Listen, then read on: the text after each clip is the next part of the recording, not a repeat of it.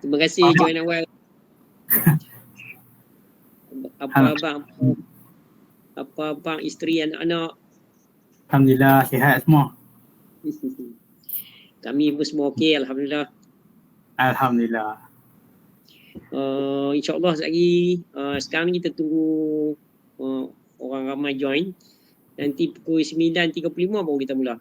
Boleh. Tak ada masalah.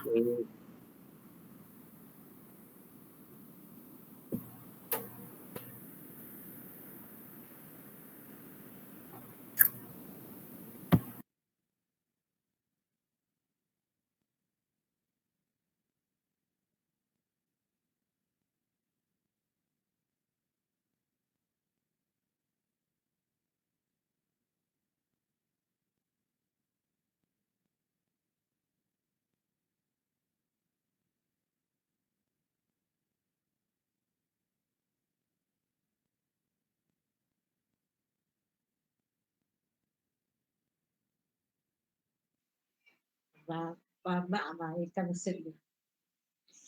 Tak sangka abang ni masuk.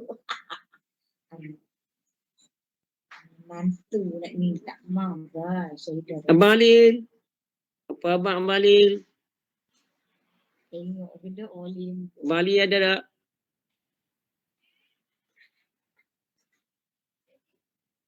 Abdul Khalil Effendi.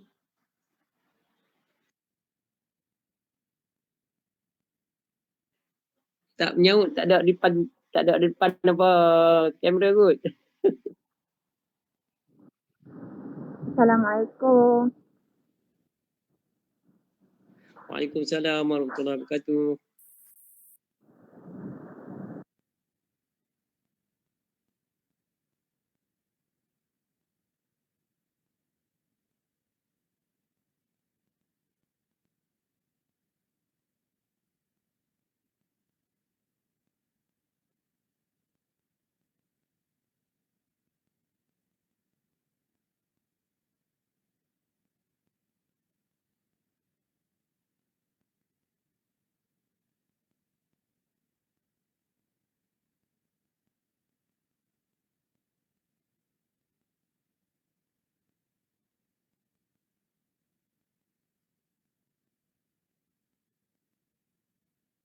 Assalamualaikum.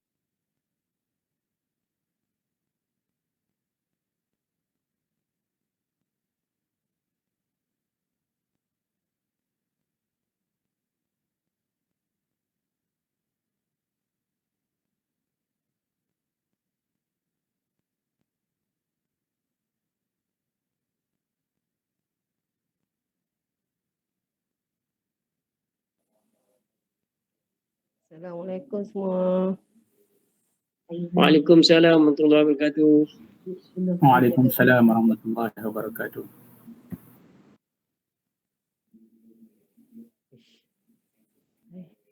Siapa ni? Oh. Tak masuk.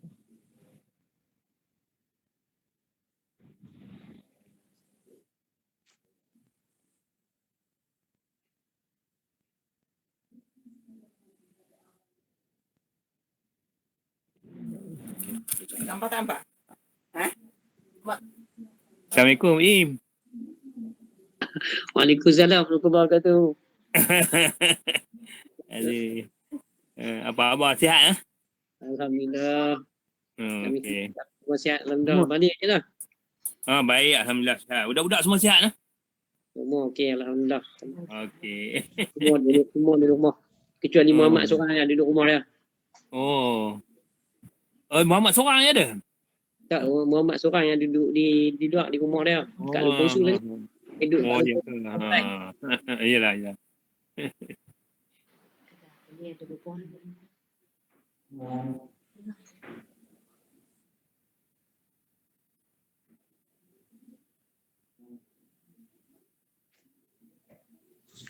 Nama hilang ni buat macam mana ni?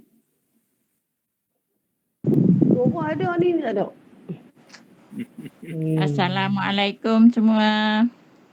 Waalaikumsalam. Macam mana ni? Ni Wan Muhammad Azizur Rahman.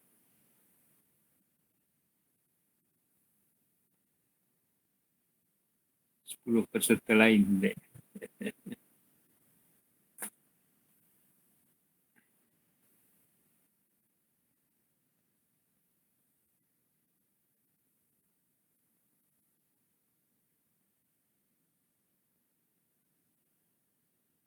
Ada ambil mana tu dia lupa lah.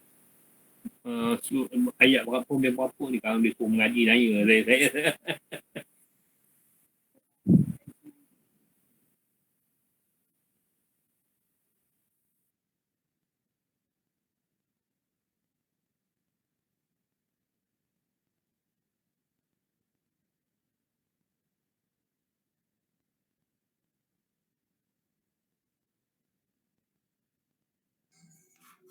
Assalamualaikum warahmatullahi wabarakatuh semua. Waalaikumsalam warahmatullahi wabarakatuh.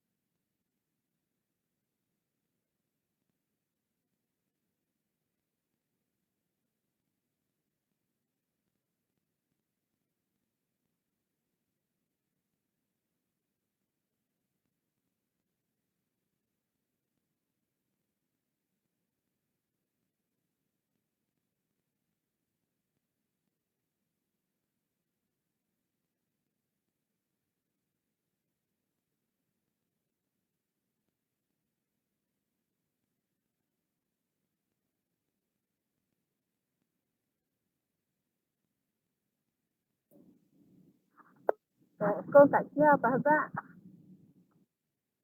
Waalaikumsalam. Siapa ya? Adik Kak Cik lah. Hah? Adik Kak Cik. Adik kecil. Kak Cik Sophia. Ha? Kak Cik Sophia. Dek Yo Kak Yo. Oh, Kawasan kan gelap kan? gelap. Dia ada kat KL ni. Woi, jauhnya. Ni ada appointment kat sini. Apa dia? Ada appointment kat sini. Oh, Allah. Kawasan ni selalu dia ikut lah ni. Ya, tak kita tak perasan pun Dek Yo Kak Yo Tak berapa ni tak marah. Dah bubu nama lain tu. Dia Dia apa nak. nama anak. Pakai sumpah anak orang. Assalamualaikum. Salah. Ya. Esok orang balik kan? Ya. Ni baru nampak cerah. Terus sekali macam kan? Oh, boleh lepaskan PKL? Ada appointment IJN dapat. Kan tu terus sekali kan? Yalah. Okey.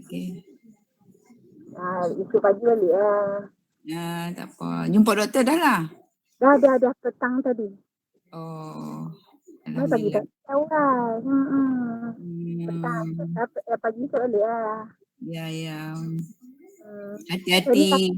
InsyaAllah.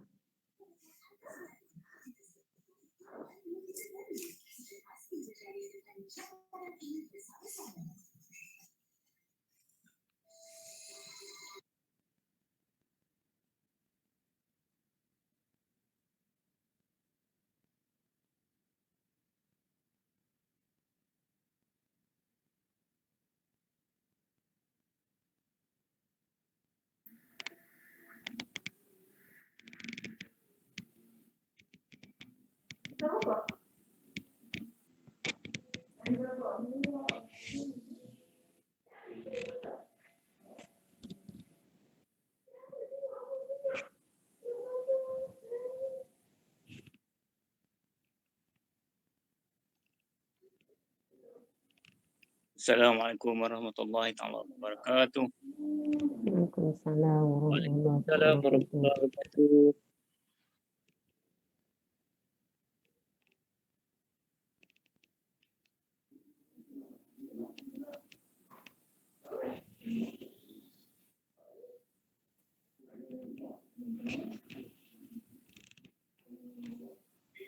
Assalamualaikum warahmatullahi wabarakatuh. Assalamualaikum. Assalamualaikum warahmatullahi wabarakatuh. Assalamualaikum warahmatullahi wabarakatuh semua. Waalaikumsalam warahmatullahi Salam warahmatullahi wabarakatuh.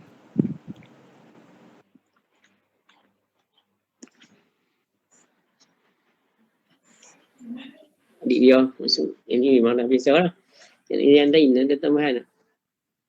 Wan Muhammad Azizur Rahman. Siapa dah tak tahu?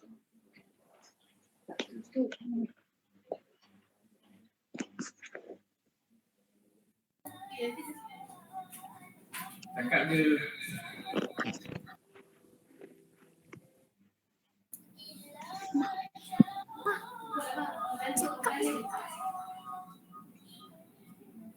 Menantu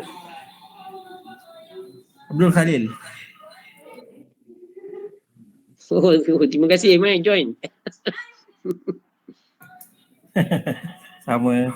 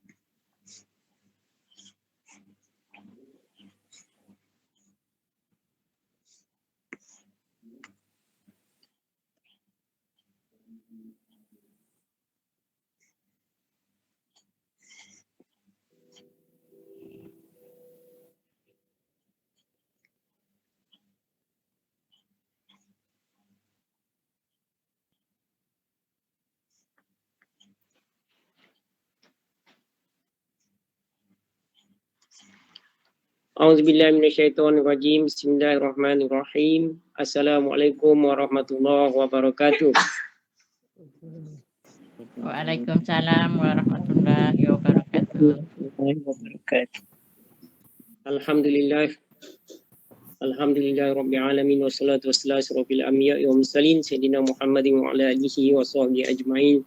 Rabbi shrah li sadri wa yassir li amri wa hlul min lisani yafqahu qawli. Alhamdulillah, syukur kepada Allah SWT kerana dengan izin dan limpah kurnianya pada malam ni kita dapat lagi meneruskan program Jenasi Al-Quran Surau Taman Jawijaya untuk siri yang ke-46 insya-Allah.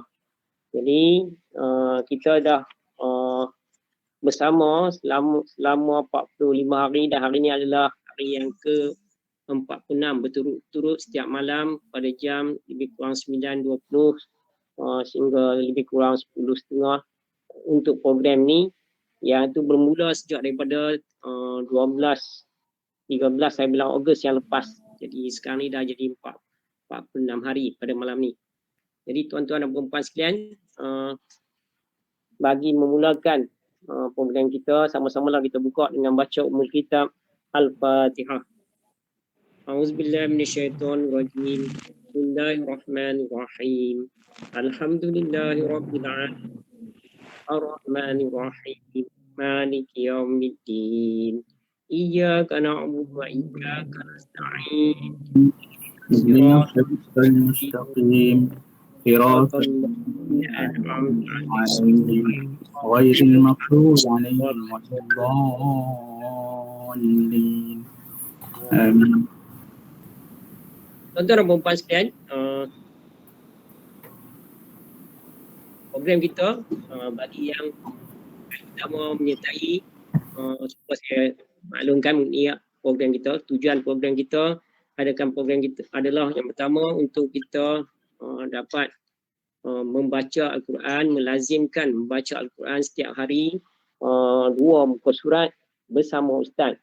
Kita memang sedia maklum, tuan-tuan dan puan-puan memang suka baca Al-Quran, ada yang baca 1 juzuk, 2 juzuk, 3 juzuk dan sebagainya setiap hari sendiri-sendiri. Jadi program ni kami adakan bertujuan untuk kita baca bersama ustaz. Cukuplah satu malam dapat kita baca 2 muka surat bersama-sama dengan ustaz. InsyaAllah itu yang kita cuba buat. Jadi InsyaAllah kita akan baca dengan bacaan yang baik insyaAllah.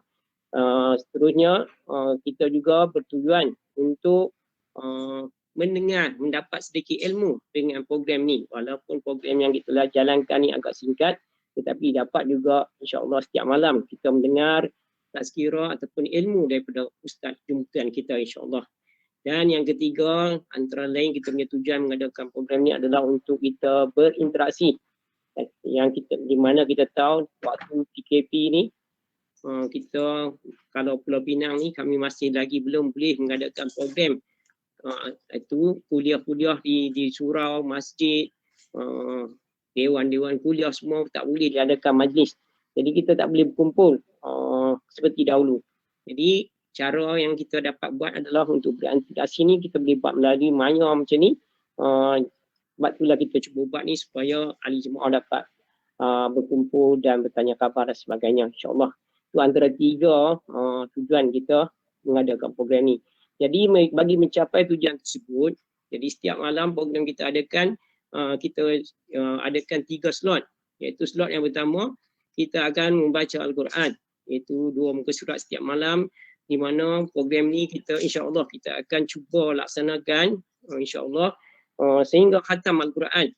Iaitu mungkin sampai 301 siri. Hari ni baru siri yang ke-46. Banyak lagi, lama lagi insyaAllah akan mengambil masa lebih kurang 10 bulan. 10 bulan lebih baru insyaAllah selesai.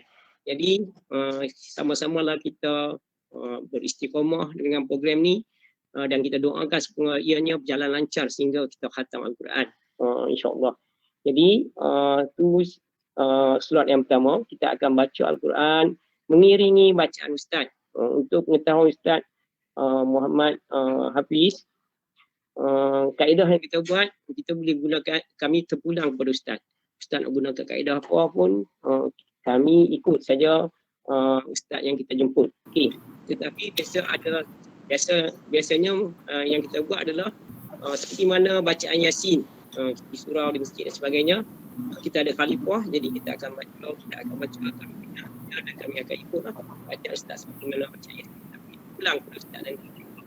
Okey, itu adalah slot yang pertama. Selesai slot yang pertama insyaAllah kita minta supaya ustaz terus sambung slot yang kedua. Slot yang kita namakan sebagai slot kunci. Nampak saja kuliah time ini, tapi kita dapat kita segera insyaAllah kami dengar seperti dah malam dah insyaAllah boleh saja insyaAllah. Okey, selesai kuliah tersebut saya akan mula yang ada dalam ini untuk berinteraksi. Ustaz insyaAllah ada khabar, nak tanya soalan, insyaAllah semua kita akan benarkan. Jadi bagi menjadikan program ini dapat berjalan dengan baik, lancar, dapat jadi saya dalam beberapa adab sunnah kita untuk panduan tuan-tuan dan puan. Yang pertama, kepada tuan-tuan dan puan amat digalakkan untuk memasang kamera video tuan-tuan dan puan dekat laptop tuan-tuan ataupun dekat telefon tuan-tuan. Tuan-tuan boleh buat sekarang, boleh amankan supaya wajah tuan-tuan kelihatan. Kerana rumah dia kita mengaji kau di masjid, di ruang kuliah, itu kita akan menghadap guru kita. Guru kita akan tengok kita, kita boleh tengok kita. InsyaAllah kita semua dalam keadaan berpakaian yang baik untuk semuanya sesuai. Okey, jadi kami minta tuan-tuan onkan kamera video tuan-tuan supaya kita dapat supaya ustaz kita tak kita kebutuhan guru kita dapat tahu kata dan dia seorang saja orang ada murid yang Suara cikgu hilang-hilang lah cikgu. oh betul ke? Suara hilang-hilang tengah timbul. Oh tak apa pun nanti yang penting nanti suruh start dengan Tak jelas. siapa? Kan saya seorang je, semua ke siapa? Nanti Apa saya kau try internet kot. Tak tahu siapa. Itulah.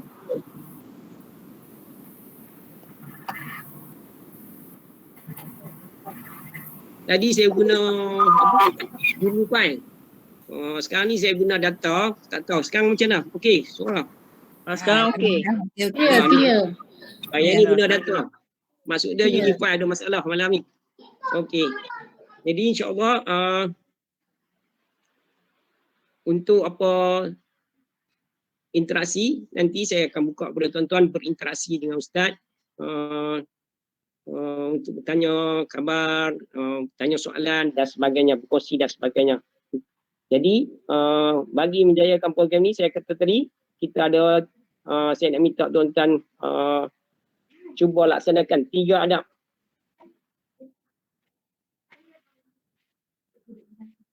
Yang kita nak cuba ikut sunnah pengajian, iaitu yang pertama kita menghadap ustaz, saya kata tadi pasang kamera tuan-tuan dan puan-puan. Yang kedua, tuan-tuan pastikan tuan-tuan punya speaker, tuan-tuan besarkan speaker supaya ahli keluarga di dalam rumah tuan-tuan juga dapat mendengar program ni bersama-sama. Dan yang ketiga, minta tuan-tuan supaya mutekan ataupun senyapkan ataupun matikan tuan-tuan punya mikrofon. Offkan tuan-tuan punya mikrofon supaya semasa penyampaian oleh ustaz kita nanti hanya mikrofon ustaz saja yang terpasang.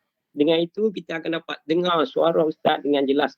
Kalau kita pasang 2-3 mikrofon, gangguan bunyi bising dan daripada pengalaman kita, gangguan bunyi macam-macam yang akan menyebabkan audien tak dapat dengar apa yang penyampaian ustaz dengan jelas. Jadi itu adalah adab. Kerana kalau kita mengaji dengan ustaz di masjid dan guru dan sebagainya pun, kita tak boleh mengganggu semasa ustaz menyampaikan pengajaran. Jadi kita kena off kita punya mikrofon insya-Allah. Jadi itu adalah adab kita dan minta tuan-tuan supaya patuhi. Okey. Tuan-tuan dan puan-puan sekalian, ustaz kita pun dah ada bersama, iaitu tetamu kita pada malam ni, iaitu Ustaz Muhammad Hafiz bin Habil yang daripada mana? Kita daripada Wilayah Persekutuan lah senang. Nanti Ustaz akan daripada Shah Alam, lah ni duduk Shah Alam, yang berada di Shah Alam sana. InsyaAllah pasalnya di sana talian internet bagus, nanti lebih baik suaranya. Jadi pun dah ada bersama kita sejak daripada pukul 9.20 lagi tadi. Ustaz Abi dah, Ustaz Muhammad Hafiz dah menyertai program ini.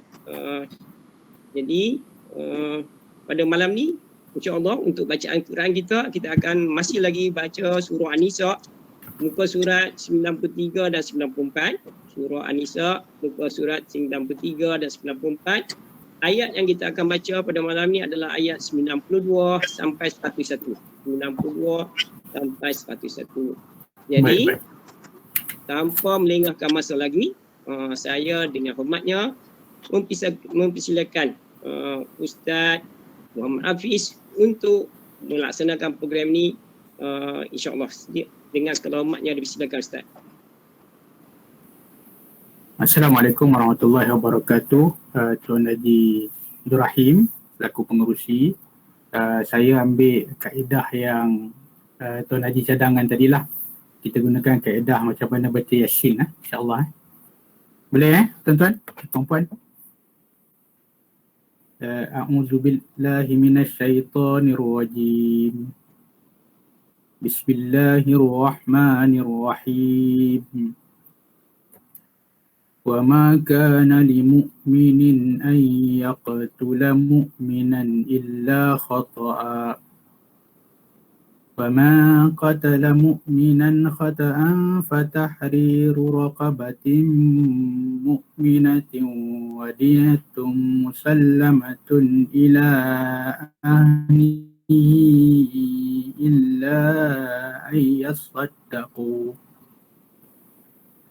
فإن كان من قوم عدو لكم وهو مؤمن فتحرير رقبة مؤمنة وإن كان من قوم بينكم وبينهم ميثاق فدية مسلمة إلى أهله وتحرير رقبة مؤمنة فمن لم يجد فصيام شهرين متتابعين توبة من الله وكان الله عليما حكيما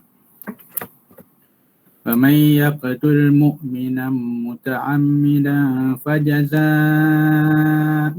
جهنم خالدا فيها وغضب الله عليه ولعنه وأعد له عذابا عظيما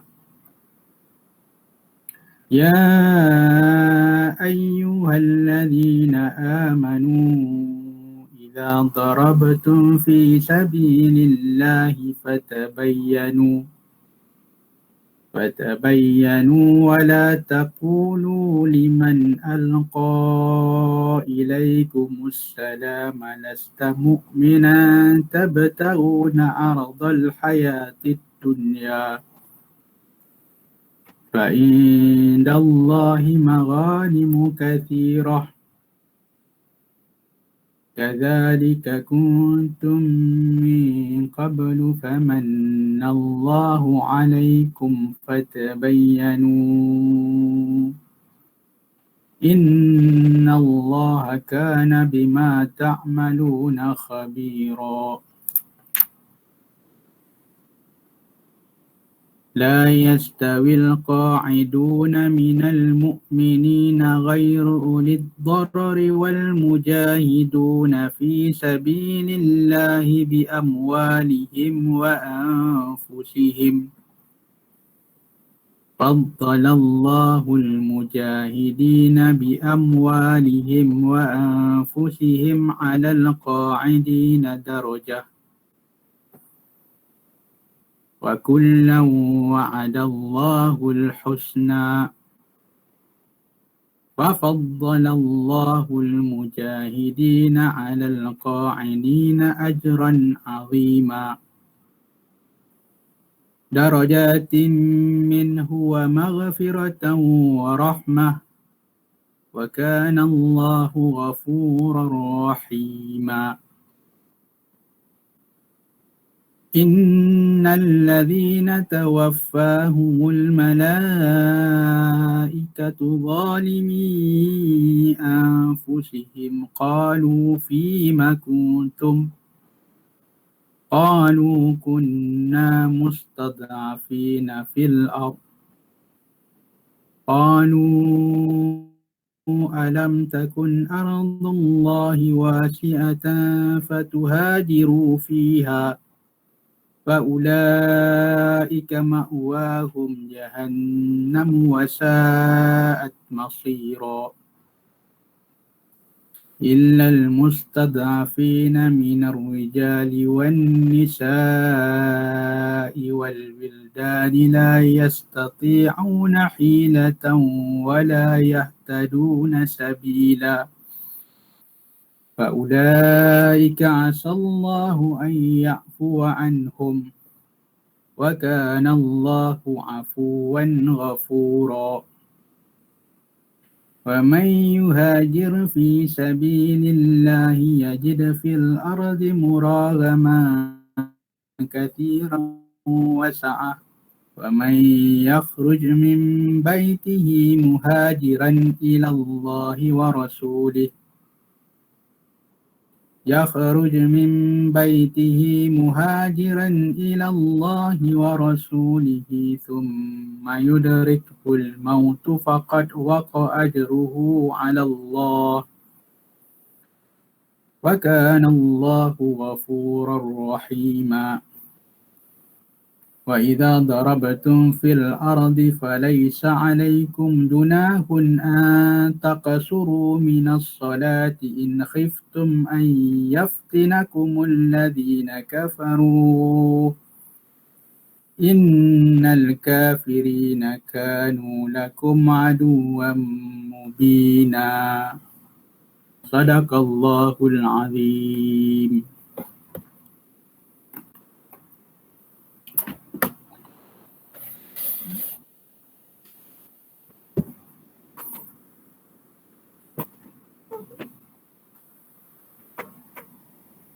Tuan Haji sambung terus ke? Ya, silakan teruskan. Alhamdulillahirrabbilalamin wassalatu wassalamu ala ashrafil anbiya'i wal mursalin wa ala alihi wa sahbihi ajma'in. Subhanaka la ilma lana illa ma 'allamtana innaka antal alimul hakim. Qala rabbi shrah li sadri wa yassir li amri wa hlul 'uqdatam min lisani yafqahu qawli. Amma ba'd. Yang saya hormati Tuan Haji Abdul Rahim bin Effendi, pengurusi majlis kita pada malam ini, ibu-ibu, ayah-ayah, ahli jawatankuasa Surau Taman Jawijaya, tuan-tuan dan puan-puan dikasihi Allah Subhanahu Wa Taala. Alhamdulillah pada malam ini kita dapat jalankan suatu program yang sekira satu program yang baik, inisiatif yang baik daripada pihak Surau, sempena dengan musim PKP ini. Dan selain daripada musibah yang kita hadapi pada masa kini, ada hikmah di sebaliknya. Tak semua benda musibah yang kita dapat kita lalui dia merupakan suatu yang negatif. Sekarang ini kalau kita sebut negatif itu lebih bermakna daripada positif, kan? Dadah negatif lagi bermakna daripada positif. COVID-19 lebih kalau dengar positif tu na'udzubillah, ada yang di kalangan kita juga telah diuji dan di sekeliling kita telah diuji dengan COVID-19 ni. So sekarang ini perkataan yang selalu kita nak dengar adalah negatif berbanding positif. Terbalik cikgu. Pada malam ini saya nak berkongsi dalam masa yang terhad ini dalam keadaan yang santai, sebab ni pun dah kira dekat-dekat pukul 10 ni. Ada orang yang dekat-dekat pukul 10 ni mata dia separuh sedar, separuh je kan. Jadi saya nak berkongsi tuan-tuan dan puan-puan satu hadis Nabi SAW, yang mana hadis ini diriwayatkan oleh Imam Ahmad. Hadis ini Nabi SAW sebut atau dia sabdakan ketika dalam perang Khandaq. Dia tahu perang Khandaq Nabi gali parit dan berlaku di Madinah. Ketika itu Nabi sebut satu hadis. Apa bunyi hadis ni? La tuftahannal Konstantiniyatu fala ni'mal amiru amiruha wala ni'mal jaisu dhalikal jais. Ketika Nabi SAW tengah gali parit tu, dia sebut ni. Sebut apa? Dia kata Nabi akan ditawan kota Konstantinopel itu, yang mana yang tawan kota Konstantinopel, saya ambil maksudnya Al-Qamakal Rasulullah SAW. Kota Konstantinopel itu akan ditawan rajanya sebaik-baik raja dan tenteranya sebaik-baik tentera. Di belakang saya background ini, inilah Hagia Sophia di Konstantinopel. Tu kena tengok skrin saya tu. Jadi Konstantinopel ini hadis Nabi. Waktu tu Islam bukan menguasai dunia lagi. Hadis Nabi, dan direalisasikan, direalitikan 800 tahun lepas daripada Nabi sabdakan tu, perang Khandaq. Terdapat dua percubaan besar, iaitu yang pertama, tuan-tuan dan puan-puan, kali pertama adalah pada tahun 669 Masihi. Ketika itu antara yang menyertai perang itu, ketika itu Islam diperintah oleh Khalifah Muawiyah, dan antara yang terlibat dalam perang ini ialah Abu Ayyub Al-Ansari. Abu Ayyub Al-Ansari, sahabat Nabi SAW. Kalau tuan-tuan biasa dengar cerita Abu Ayyub Al-Ansari ni, dia adalah orang yang Nabi SAW apabila peristiwa hijrah, tinggal rumah pertama dia adalah rumah Abu Ayyub Al-Ansari. Apabila Nabi minta supaya untanya yang menentukan ke mana dia hala tujunya, kat mana dia bermalam, jadi unta tersebut singgah di rumah Abu Ayyub Al-Ansari. Ini sahabat Nabi yang akhirnya dimakamkan di bawah tembok ataupun kubu kota Konstantinopel ini. Jadi tuan-tuan dan puan-puan sekalian, ini kali pertama yang besar ketika kerajaan Khalifah Muawiyah nak cuba serang kota Konstantinopel. Ketika nak pergi tu, Abu Ayyub Al-Ansari tuan-tuan, umur dia berapa agak-agak? Ketika perang yang pertama, ekspedisi pertama untuk menawan, apabila sahabat dengar dah hadis Nabi tu, kata ini hadis Nabi, confirm akan berlaku. Jadi ekspedisi pertama itu tadi tu disertai oleh Abu Ayyub Al-Ansari, ketika itu umurnya 85 tahun. 85 tahun tuan-tuan dan puan-puan, perang. Bukan pergi surau. 85 tahun perang. Jadi kita nak waktu dia nak pergi perang tu, cucu-cucu dia pun, ni level cucu ni, kata tak payahlah tu, lebih kurang ayat dia macam tu. 85 tahun. Semangat Abu Ayyub Al-Ansari ni nak pergi perang tu. Dia pergi juga. Dan akhirnya waktu tu ada orang ulama bincang pula, ini adalah satu ambil ayat wala tulku ila ayat yang membinasakan diri. Macam-macam cabaran, dan akhirnya dia pergi dan akhirnya dia meninggal dunia di kota Konstantinopel. Dikebumikan, makamnya adalah di tembok, bawah tembok kota Konstantinopel. Dan akhirnya kota Konstantinopel ini ditawan pada tahun 1453 Hijrah, ketika itu di bawah pemerintahan Sultan Muhammad Al-Fatih. Waktu ini Sultan Muhammad Al-Fatih menawan kota Konstantinopel. Dia jadi khalifah, umurnya 21 tahun. 21 tahun ni kita boleh mengundi, sekarang ni 18 lah, sebelum ni 21 tahun, baru start boleh mengundi tu, tapi jadi khalifah. Dan menawan kota Konstantinopel. Sejarahnya agak panjang.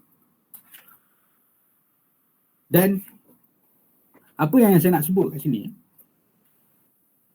perbezaan ekspedisi pertama dan ekspedisi kedua ni ialah soal perancangan dan juga kelengkapan teknologi yang digunakan. Yang pertama itu kurang mengkaji berkenaan dengan kekuatan kota Konstantinopel ni.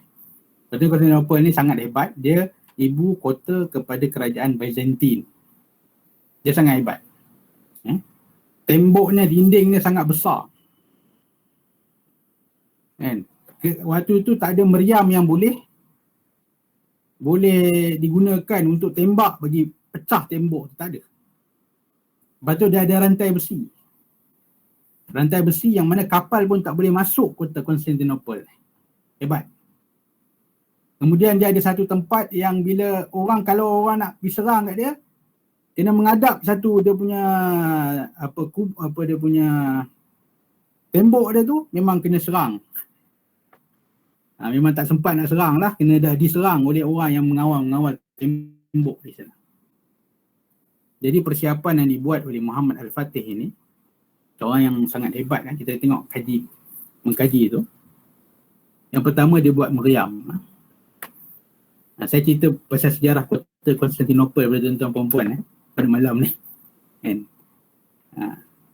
Jadi dia buat meriam. Meriam ini, bila orang kaji, meriam ini dibuat oleh seorang pakar pembuat senjata daripada Hungary.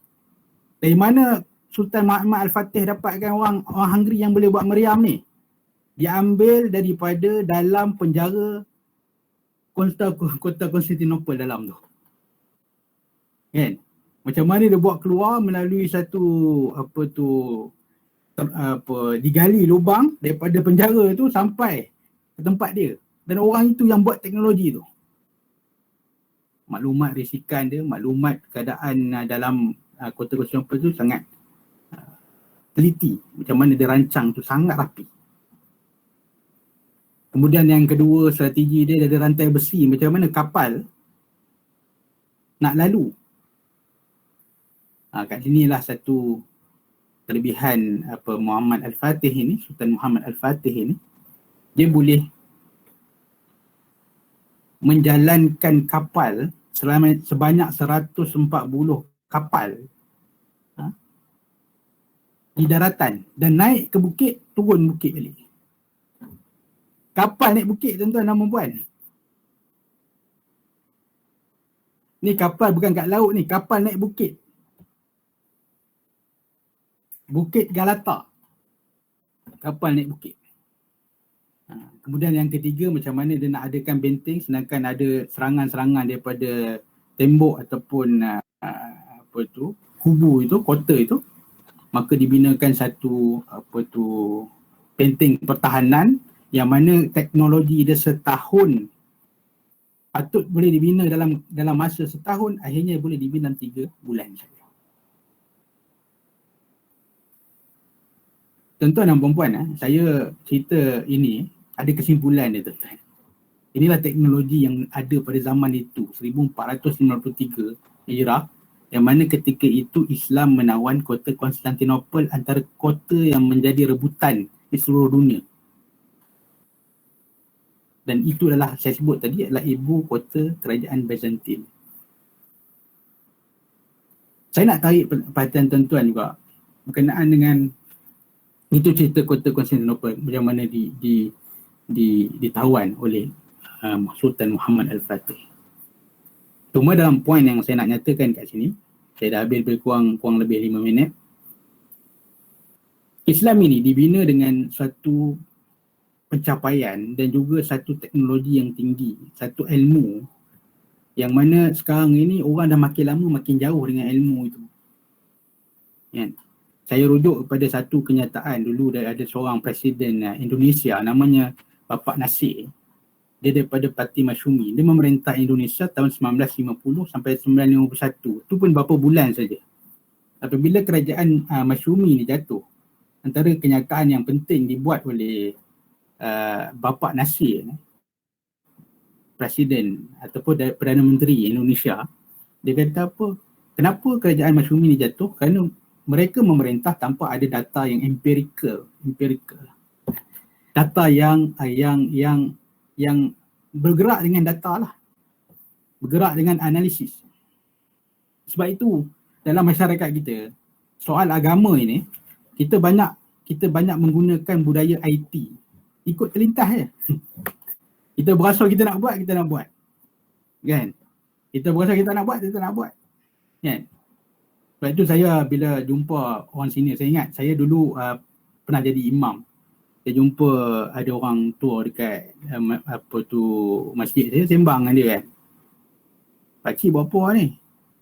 Pakcik nak buat apa lagi? RTM lah. Saya ada tanya apa ni RTM ni pakcik? Rehat tunggu mati RTM. Jadi setiap hari dia RTM. Rehat tunggu mati. Tadi saya cerita soal Abu Ayyub Al-Ansari. Macam dia pergi sampai ke medan jihad pada umur 85 tahun. Sebab itu, bila kita bergerak macam tu kan, saya bawa ni saya punya sharing sikit lah. Atau mengurusi kalau saya lebih masuk begitu. Saya pernah jadi imam masjid dulu. Kita kalau masjid, kalau dalam ni ada jawatankuasa surau.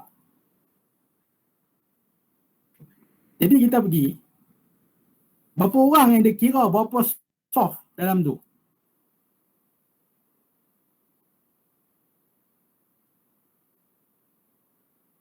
Kan?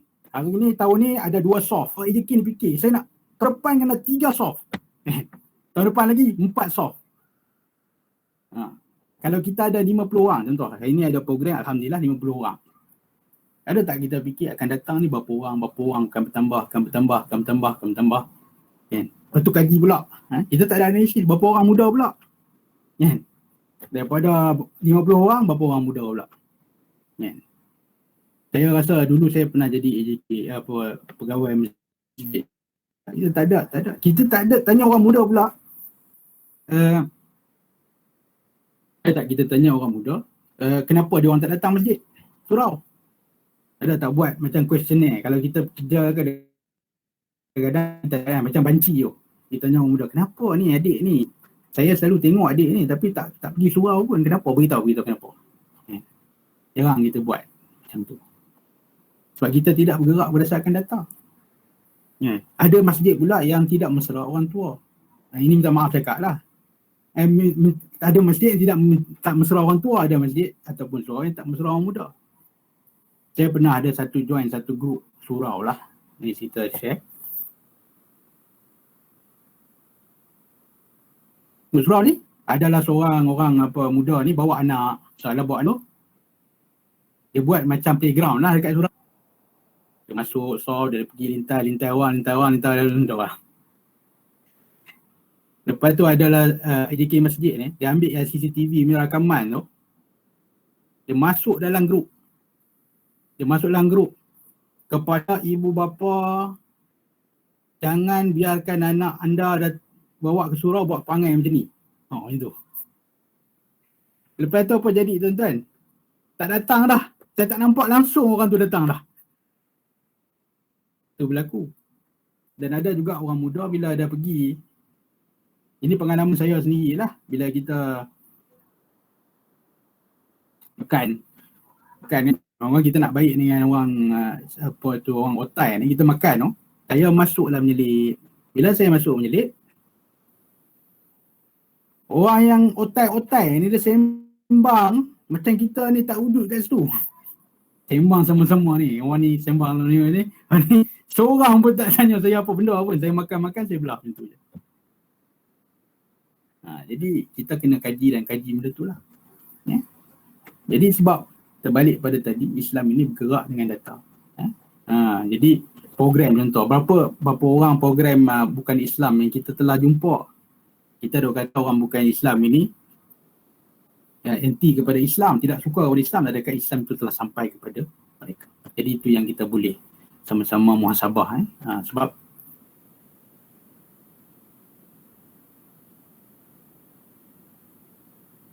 kita ingat saya dalam nilas kita saya tengok banyak maksud tarbiyah ini, pendidikan. Saya tertentu kepada satu maksud yang jelas.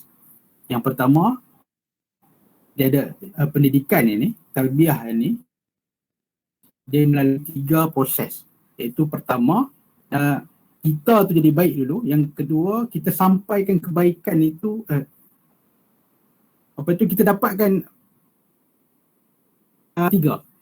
Kita sampai maklumat itu sampai kepada kita, apa maklum berkenaan dengan ilmu dan semua yang kita amalkan. Itu yang kedua, kita amalkan sampai kepada kita amal. Yang ketiga adalah kita sampaikan supaya orang yang kita sampaikan tu jadi macam kita. Kalau kita orang masjid, kita rajin baca Quran, jadi kita nak yang ketiga punya step tu, kita nak orang lain juga rajin baca Quran, baik dengan kita, bersedekah kalau kita rajin bersedekah. Macam tu. Kebanyakan orang dia sampai kedua aja. Maklumat tu sampai pada dia jadi baik, dia baik seorang-seorang kan. Sebab itu kalau surau masjid saya tengok, kalau banyak tu je lah. Kan? Tunggu mati seorang, lepas tu orang tua pula masuk seorang, ganti. Jadi kalau satu soft tu berpuluh-puluh tahun satu soft tu je lah. Jadi kita nak sama-sama koreksi supaya kita ambil spirit daripada dua tadi saya beritahu kesimpulannya. Dua daripada tadi tu kita ambil manfaatnya. Maknanya yang kali pertama Abu Ayyub Ansari tu dia gagal sebab kegagalan dari sudut perancangan dan menganalisis kekuatan ketenteraan umat Islam dan juga musuh. Manakala kejayaan itu dicapai apabila kajian yang mendalam dan juga bertindak atas data dan lebih kepada analisis. Itu saja insyaAllah. Saya rasa setakat itulah. Lebih masa minta maaf. Assalamualaikum warahmatullahi wabarakatuh. Waalaikumsalam warahmatullahi wabarakatuh. Alhamdulillah. Terima kasih diucapkan kepada Ustaz Muhammad Hafiz bin Habil yang telah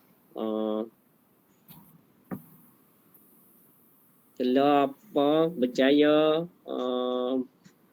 meneruskan program ni, yang mana tadi kita dah sama-sama dapat membaca Al-Quran, insyaAllah bersama-sama dengan Ustaz, 2 muka surat pada malam ni, dan seterusnya disambung dengan tazkirah yang disampaikan oleh Ustaz. Alhamdulillah.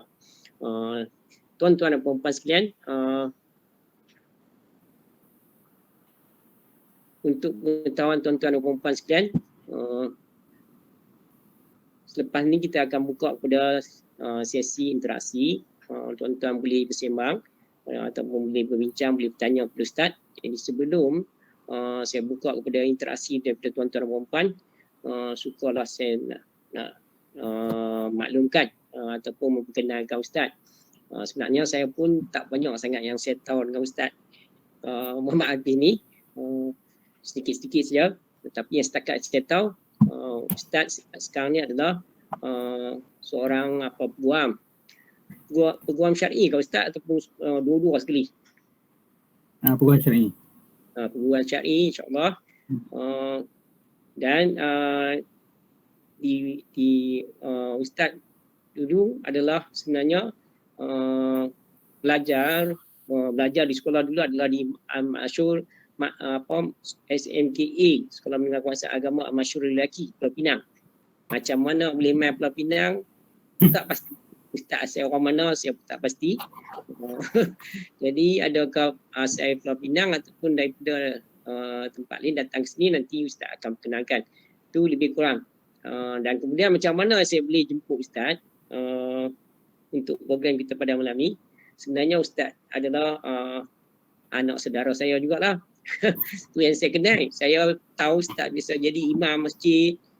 Abang saya cerita kata pernah jadi imam masjid, pernah jadi khatib di masjid. Memang teringin nak pergi tapi tak kena hari Jumaat dan sebagainya. Jadi nak teringin sangat nak dengar. Jadi tujuan yang kita jemput pada malam ni, insyaAllah walaupun jauh, insyaAllah, dan terima kasih kepada Ustaz kerana sudi untuk bersama kita pada malam ni. Jadi untuk menjadikan perbincangan kita nanti supaya memotivasikan audien kita untuk berinteraksi dengan Ustaz, sukalah saya nak minta kalau boleh Ustaz takruf sikit mengenai Ustaz, asal di mana dan sebagainya, belajar ke mana dan seterusnya. Sekarang ni tugas-tugas yang Ustaz jalankan sekarang ni. Jadi nak minta Ustaz takruf sikit. Silakan Ustaz. Bismillahirrahmanirrahim. Terima kasih kepada tadi dah beritahu orang macam pangkat pakcik lah. Pakcik Taim je. Nama saya Muhammad Hafiz bin Habil. Saya asal lahir di Kuala Lumpur. Kaki Beni. Kuala Lumpur. Keluarga sekarang tinggal di Setiawan, Perak. Saya boleh belajar di Al-Mashhur itu sebab ayah saya waktu dia ada sambung belajar di USM. Jadi waktu dia sambung belajar tu kebetulan saya masuk Form 1 di Al-Mashhur. Kemudian dah habis belajar, saya sambung terus sebab Al-Mashhur dah asrama kan. Jadi saya sambung sampai habis lah Form 5 di Al-Mashhur. Dan saya macam mana yang terangkan tadi, saya memang peguam syar'i lah. Syar'i daripada tahun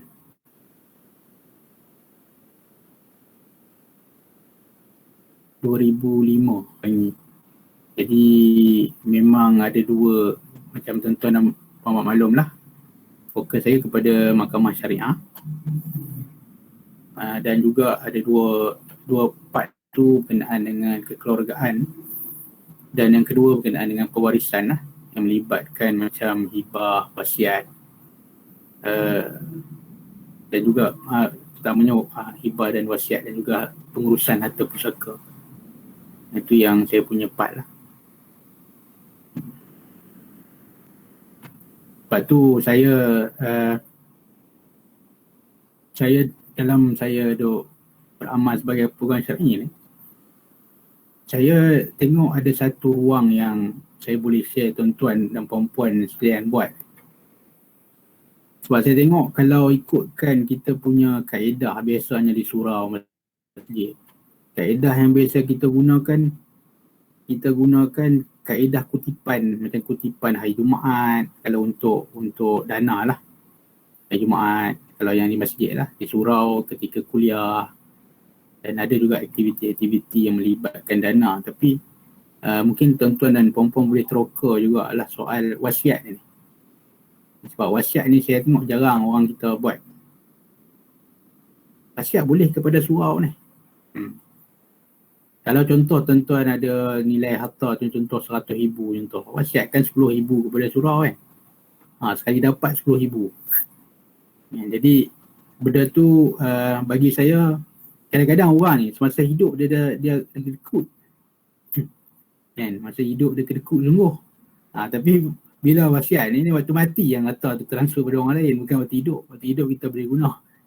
Jadi itu yang saya rasa Masjid Surau boleh teroka lah untuk sama-sama kita carilah apa tu peguam ataupun perunding yang boleh bantu, yang boleh siapkan kalau di kalangan tuan-tuan yang pandai yang boleh draftkan dokumen apa semua. Jadi dia orang akan kenakan, kalau kena kos pun kos yang minimum lah, just kos, betul-betul kos lah. Jadi dia orang boleh bantulah, win-win situation, dia orang pun boleh dapat manfaat daripada situ lah.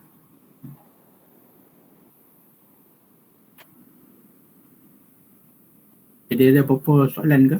Ataupun nak tanya ke? Okey, terima kasih Ustaz atas sedikit takruf yang diberikan tadi. Tuan-tuan dan puan-puan sekalian, sebagai memulakan untuk tuan-tuan berinteraksi, saya suka sangat dengar kenyataan yang Ustaz berikan tadi, iaitu pada ketika ni kita suka sangat bila dengar keputusan negatif. Dulu kita semua kita nak yang positif. Saya kali pertama ni Ustaz habis saya dengar ada satu kenyataan yang tu. Banyak semua pada sebelum ni ramai dah Ustaz bincang pasal masalah COVID ni. Tapi tak ada perkataan tu tak keluar. Perkataan mana ni yang saya dengar, kita sekarang ni pada ketika ni kita suka pada keputusan yang negatif. Dulu kita tak suka yang negatif ni masuk dia tak elok lah. Kan? Sekarang ni kita suka pada yang negatif. Dulu kita suka yang positif. Kita tak suka yang negatif. Pada ketika ni kita nak keputusan yang negatif, baru kita rasa lega. Kalau positif, Allah, kita rasa satu yang menyesatkan. Jadi itu satu yang poin yang saya rasa pada malam ni saya dengar. Sebelum ni saya tak dengar. Tak tahu dah. Apa pun tak pernah sebut macam tu. Okey. Yang seterusnya apa tazkirah yang disampaikan oleh Ustaz tadi, insya-Allah iaitu kepentingan kita menggunakan data, analisa data dan menggunakan data. Islam terutamanya perlu ada ke arah tu. Tapi malangnya surah masjid dan sebagainya, benda tu tak berapa sangat menjadi satu yang utama untuk dikaji, ditelitikan supaya benda tu dapat meningkatkan dakwah kita, meningkatkan jemaah kita, meningkatkan penduduk kita setaman yang lebih meningkatkan amalan mereka menjadi orang yang lebih baik. Dari sepasa boleh menarik orang bukan Islam mendekati Islam dan sebagainya. Jadi data tu tak berapa sangat diambil kira. Dan hasil akibatnya macam tu lah, daripada dulu macam tu. Kalau Ustaz kata tadi, kalau satu sah lah bertahun-tahun tak berubah-ubah, sampai tadi kita kata ada orang arif yang katakan dia dah masuk kategori RTM, rehat tunggu mati. Wallahualam. Jadi itu yang pertama. Lepas tu kata kemudian untuk kita bergerak dalam Islam ni, untuk mencapai kejayaan Islam, untuk membantu usaha agama kita, untuk diri kita sendiri berhadapan dengan Allah, jadi kita kena sentiasa bekerja tak kira usia. Macam cerita contoh tadi sahabat Rasulullah Yusuf Ansari, Ayub Ansari, Abu Ayub Ansari, dah usia 80 berapa Ustaz tadi? Yang pergi perang 85 tahun. Boleh lagi pergi ke medan perang dan akhirnya gugur. Dan kita tahu gugur tu adalah sebagai gugur syahid. dan akan ada merupakan satu kejayaan bila berhadapan dengan Allah SWT. Jadi maksud dia kita kena sentiasa bergerak, usaha dakwah kita, usaha amal kebajikan kita, tak kira lah dari segi infak, dari segi apa berdakwah dan sebagainya, diteruskan sepanjang masa selagi kita hidup. Itu antara yang saya dapat petik. Jadi tuan-tuan dan puan-puan, sangat baik insya-Allah apa yang disampaikan oleh Ustaz mungkin jadi pemancing ataupun mewakilkan wasi kepada tuan-tuan dan puan-puan untuk bertanya dan berbincang. Satu lagi tadi tuan-tuan mendengar Ustaz punya bidang adalah guam syar'i, kemudian berkaitan tentang apa hal urusan mahkamah dari segi mahkamah syariah yang apa-apa yang berkaitan yang tuan-tuan boleh bertanya bintang, mungkin Ustaz ada maklumat boleh maklumkan selain daripada tadi wasiat dan sebagainya, warisan dan sebagainya. Jadi saya sekarang ni peluang tuan-tuan ni, hari tu kalau tuan-tuan ingat kita ada juga jemput kita punya apa CEO Wakaf Pulau Pinang yang juga sebelum tu adalah peguam syar'i yang di Pulau Pinang, iaitu Tuan Haji Roshidi bin lupa dah. Yang ada bila yang Roshidi apa Ustaz? Roshidi Husin. Roshidi Husin merupakan senior pula Ustaz di SMK Al-Masyhur Lelaki. Juga merupakan pengamal apa syariah ni, apa peguam syar'i ni di mahkamah. Kemudian beliau dapat tawaran untuk jadi CEO untuk Wakaf Pulau Pinang. Sekarang ni tinggal kawan-kawan dia untuk menguruskan dan dia teruskan dengan Wakaf Pulau Pinang. Jadi maklumat mengenai mahkamah, urusan tuan-tuan dan perempuan berbicara di mahkamah dan sebagainya, ataupun mengenai wasiat waris ataupun apa orang panggil pembahagian harta dan sebagainya, tuan-tuan boleh bincangkan di sini ataupun yang lain-lain, insya-Allah apa yang disampaikan oleh Ustaz tadi tuan-tuan boleh berinteraksi. Jadi saya rasa tuan-tuan dah bersedia. Jadi silakan tuan-tuan dan puan-puan, ada sesiapa yang ingin berinteraksi, silakan.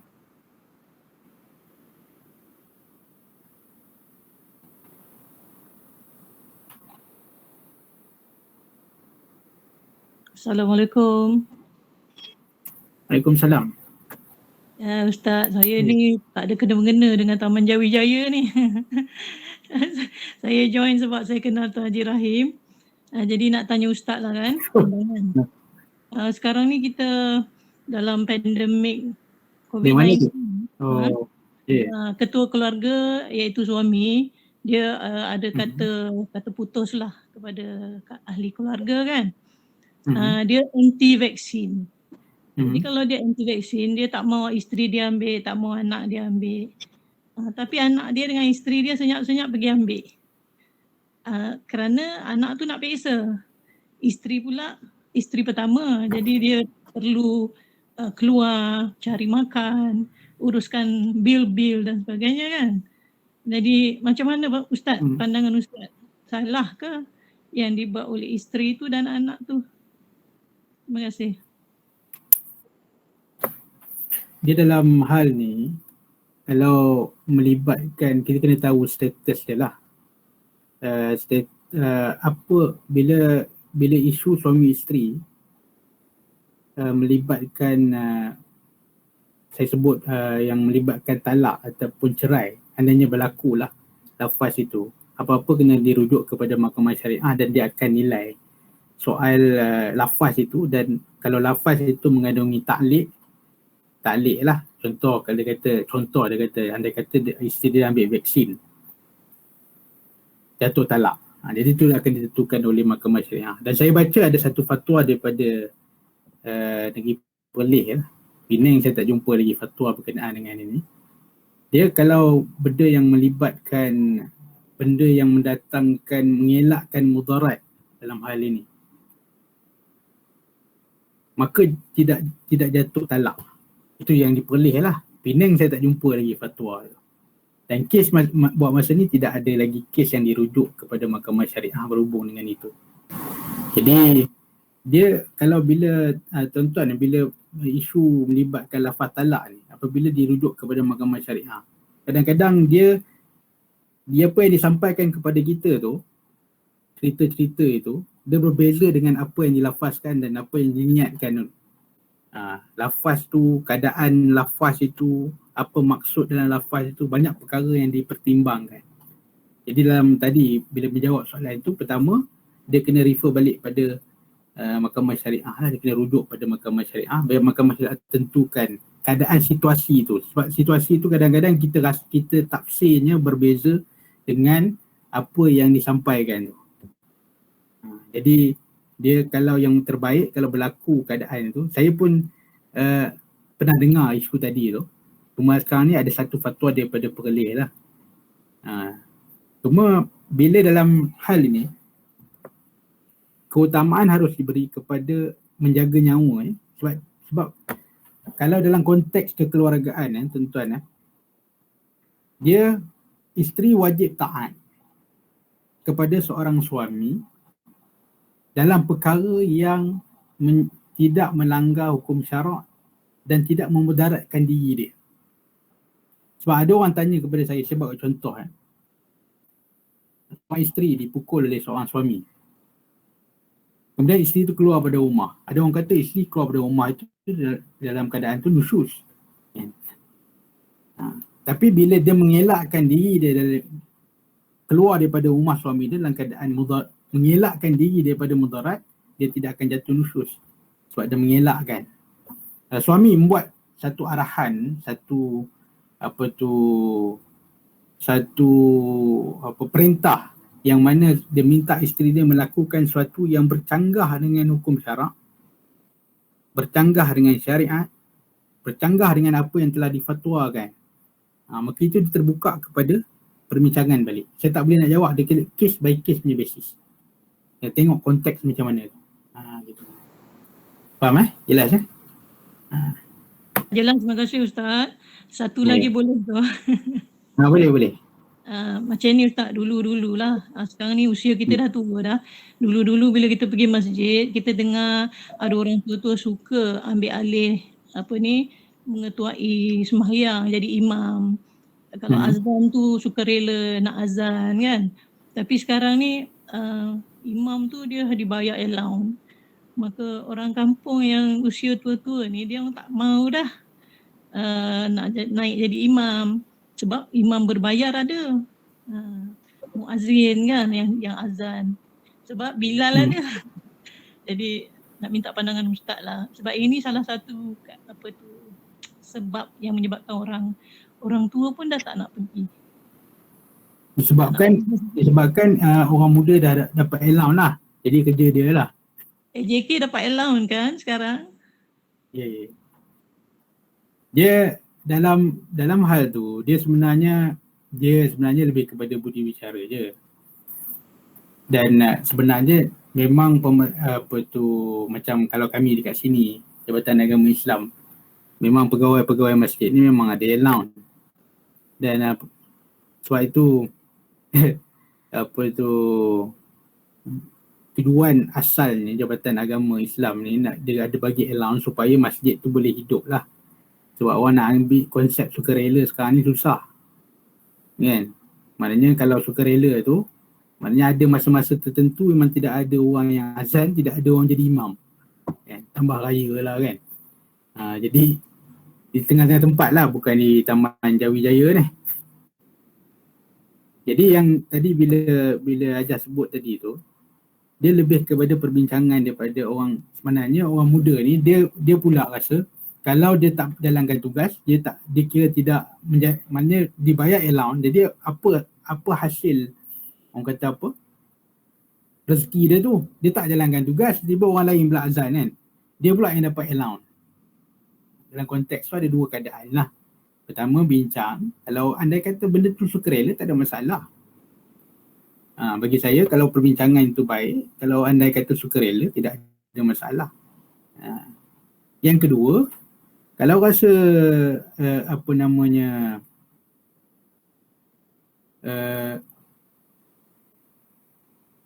rasa bersalah sangat, bagilah allowance tu dekat orang tua kan. tu susah tu. Kan? Elang yang dia dapat tu dia bagi sikit dekat ajar haji ni sekian kan. Jadi sebenarnya kalau ikutkan konsep asalnya, masjid ni tak ada allowance. Dia atas sukarela, tapi sekarang ini bila dia nak memastikan semua masjid berjalan lancar apa semua, maka diberikan allowance. Jadi saya lebih ni lah, maknanya seharusnya ada satu perbincangan. Dan benda ni tak semua benda kita kena melalui enforce kan. Melalui penguatkuasaan ada perbincangan. Jadi kita boleh buka, yang muda pun janganlah samsing sangat, dia dah ada allowance, dia tak nak bagi chance pada orang lebih veteran untuk berkhidmat. Jadi bagi saya perbincangan itu yang harus diadakan dan bagi ruang lah untuk orang yang lebih senior ini berkhidmat. Dia gandingan lah. Yang muda pun ada kat situ. Masjid ni orang kata one stop center. Yang wanita yang muda pun ada, wanita yang berumur pun ada, otai pun ada kan. Yang yang senior veteran yang muslimin pun ada, yang muda pun ada, yang kanak-kanak pun ada. Itu dia pusat kepada masyarakat kat situ. Jadi itu yang terbaik lah. Okey, terima kasih Ustaz. Okey, terima kasih Cikgu Nurlila. Terima kasih Ustaz. Saya nak bagi kepada pengurusi surau kami pula. Ustaz Muhammad Aziz Abdullah. Ada apa-apa nak disampaikan? Ustaz Muhammad Aziz? Ada ke? Okey, ada. Alhamdulillah. Silakan Ustaz. Ada apa-apa nak dikongsikan? Baik, bismillahirrahmanirrahim. Assalamualaikum warahmatullahi wabarakatuh. Terima kasih Cikgu Rahim. Waalaikumsalam. Pertamanya terima kasihlah pada Ustaz Hafiz atas sumbangan beliau lah kepada kita dan beberapa tip-tip yang dibagi kat kita tu cantik dan kita harap kita berikan tip yang Cikgu Rahim buat dah sampai hari yang ke-40 lebih ni, banyaklah tip-tip yang rakan-rakan boleh dapat. Jadi itu dia antara kita kata lah sekarang ni pada program ini dia akan menjadi satu catatan yang baiklah untuk masa-masa yang akan datang insya-Allah. Okey, lagi. Terima kasih Ustaz. Tuan-tuan dan puan-puan sekalian, sekarang pun dah sampai pukul 10.34. Jadi saya rasa saya nak hentikan kita punya interaksi di sini dan kita akan nak tangguhkan program insya-Allah. Walau bagaimanapun untuk pengetahuan semua, saya ingin maklumkan mengenai kita punya program untuk esok. InsyaAllah kita akan terus lagi program besok, iaitu untuk siri ke-47. Tetamu undangan atau guru kita yang akan bersama kita besok adalah Ustaz Muhammad Syahril bin Abdul Rahim, iaitu juga seorang guru daripada Sekolah Menengah Kebangsaan Agama Nibun Tepat ataupun Sekolah Menengah Kebangsaan Agama Syekh Abdullah Fahim. Jadi akan bersama dengan kita besok insya-Allah. Jadi untuk malam ni untuk menutup pada program kita, saya nak minta Ustaz Muhammad Hafiz bin Habil untuk membaca doa untuk kami aminkan. InsyaAllah. Silakan Ustaz. Al-Fatihah. Bismillahirrahmanirrahim. Alhamdulillahirabbil alamin. Arrahmanirrahim. Maliki yaumiddin. Iyyaka na'budu wa iyyaka nasta'in. Ihdinas siratal mustaqim. Siratal ladzina an'amta 'alaihim ghairil maghdubi 'alaihim waladdallin. Bismillahirrahmanirrahim. Alhamdulillahirabbil alamin. Hamdan yuwafi ni'amahu wa yukafi'u mazidah. Ya Rabbana lakal hamdu kama yanbaghi li jalali wajhika. Allahumma faqna fid-din wa 'allimna at-ta'wil wa hdina siratal mustaqim. Rabbana atina fid dunya hasanah wa fil akhirati hasanah wa qina adzabannar. Ala sayyidina Muhammad wa ala alihi wa sahbihi wa baraka wa sallam. Alhamdulillahirabbil alamin. Alhamdulillah tuan-tuan. Terima kasih diucapkan kepada semua yang sudi terus istiqamah mengikuti program kita sehingga tamat pada malam ni, dan untuk malam-malam yang seterusnya insya-Allah sehingga kita khatam Al-Quran. Dan jutaan terima kasih khususnya diucapkan kepada Ustaz Muhammad Hafiz bin Habil yang sudi daripada jauh daripada Shah Alam untuk menyertai kita pada malam ni untuk memberi sumbangan ilmu kepada kita insya-Allah. Kemudian untuk pengetahuan semua juga, untuk pengetahuan Ustaz dan sebagainya, sebenarnya program kita ni memanglah anjuran surau, tapi sebenarnya kita buka kepada peserta-peserta secara terbuka lah. Kita iklankan dalam internet dan sebagainya. Boleh disertai seperti macam Puan Haja Nolela tadi, bukan daripada Surau Taman Jayawijaya, malah kita ada daripada Banting, daripada Alustaq dan sebagainya, daripada Johor pun mesti ada dan sebagainya. Ada juga tetamu-tetamu yang berminat dengan program ini, maka mereka sertai insya-Allah. Jadi selain daripada itu, setiap hari lebih kurang macam ni lah. Ustaz kata data macam mana, saya pun tak tahu macam mana nak meningkatkan dia lagi. Jadi hari tu pada ketika kita jemput Ustaz Don Daniel Don Biajit, dia sampai 100 lebih. Google Meet ni boleh sampai 100 saja, daripada orang yang tak boleh masuk 100 lebih. Lepas tu dia maintain lah lebih kurang setiap hari ada 50 orang lebih kurang. Jadi wallahualam macam mana nak guna data yang diceritakan tadi supaya dapat meningkatkan tu, macam mana nak kempen lagi, wallahualam. Tetapi sebenarnya kita ada rakam setiap apa siri kita rakam dan kita upload ke YouTube. Jadi semua orang boleh tengok. Jadi kat surau sebenarnya jemaah surau pun ramai juga. Kami ada 250 keluarga lebih kurang di yang Islam di Taman Jayawijaya. Jadi yang masuk ni saya rasa taklah sampai macam tu, mungkin ada dalam 20 orang saja yang daripada surau ataupun 20-25 saja, yang lain tu daripada lain. Walau bagaimanapun kita rakam, jadi insya-Allah kita percaya mereka tengok rakaman dia. Sebab ada yang kata, ada yang tak suka pasal tak dia show tu dia dah rasa nak tidur dah, ngantuk dah.